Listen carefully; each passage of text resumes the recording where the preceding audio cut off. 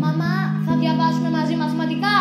Σήμερα έχω το ραντεβού μου. Διαβάζεις μόνος σου και θα τα δούμε μαζί μετά. Γιώργο, κάνεις τις διορθώσεις που είπαμε και τσεκάρω την προσφορά σε 1 ώρα περίπου. Μετά το ραντεβού μου. Μην ξεχάσεις, το βράδυ έχουμε κανονίσει σινεμά. Ξεχνιέται το σινεμά. Πρώτα όμως έχω το ραντεβού μου.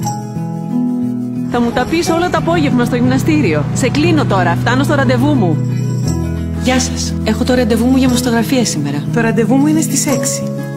Αυτό είναι το ραντεβού μου. Ήρθα για το ραντεβού μου. Στο mastografia.gov.gr κλείστε απλά και γρήγορα το δικό σας ραντεβού για δωρεάν ψηφιακή μαστογραφία σε περισσότερα από 250 δημόσια και ιδιωτικά διαγνωστικά κέντρα. Και αν χρειαστεί, κάντε επίσης δωρεάν κλινική εξέταση και υπερηχογράφημα. Πρόγραμμα Φόφη Γεννηματά. Πρόληψη κατά του καρκίνου του μαστού. Υπουργείο Υγείας. Εθνικό Σχέδιο Ανάκαμψης και Ανθεκτικότητας Ελλάδα 2.0. Με τη χρηματοδότηση της Ευρωπαϊκής Ένωσης Next Generation EU.